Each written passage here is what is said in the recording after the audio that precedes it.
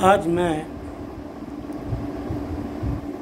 तबले में बजने वाले उन 10 बोलों को बताऊंगा जो यही बोल तालों में उपयोग आते हैं। यही बोल उन तालों में बजाए जाने हैं जिन 10 बोलों को मैं अलग अलग तबला और डग्गे में बजा के बताऊंगा।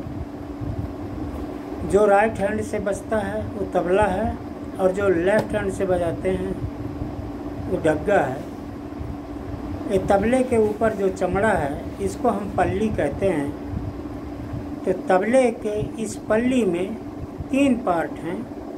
ये जो किनारे की पट्टी है इसको किनार या चाट कहते हैं।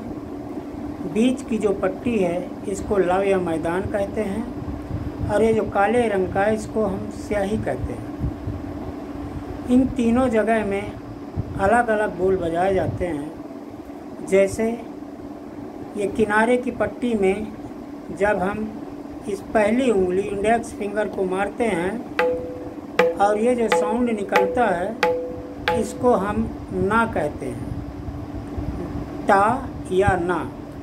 इसी तरह से जब ये जो बीच की पट्टी है इस बीच की पट्टी में हम इस पहली उंगली को बजाते हैं और ये जो बोल निकलता है इसको हम तिन कहते हैं, तिन।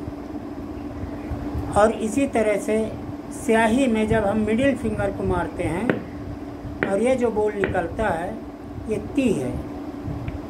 और उसी जगह जब हम पहली इंडेक्स फिंगर को मारते हैं तो ये रा और टा के बोल हैं।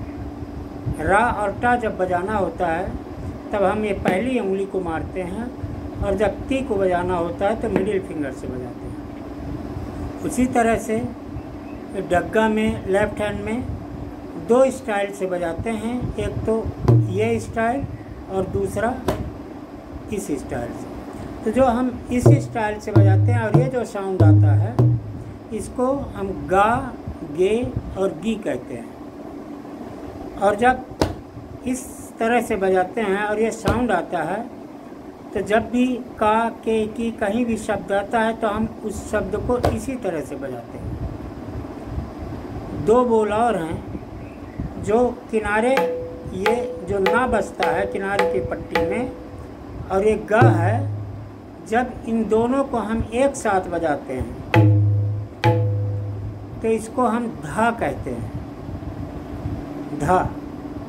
और उसी तरह ये जो बीच की पट्टी में हम बजाते हैं जिसे सिंगल बजाने से 3 होता है और इस गा को जब हम एक साथ बजाएंगे तो ये धिन शब्द होगा, धिन, धिन बोल होगा, धिन।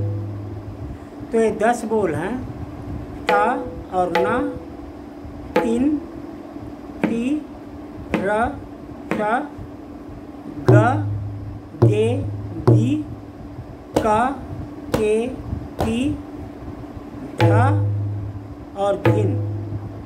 संयुक्त वर्ण 2 ही हैं।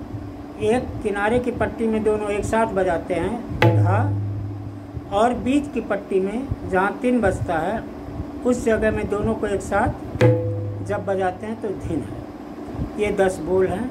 इसके आगे फिर तालों में ये बोल प्रयोग में आएंगे। धन्यवाद।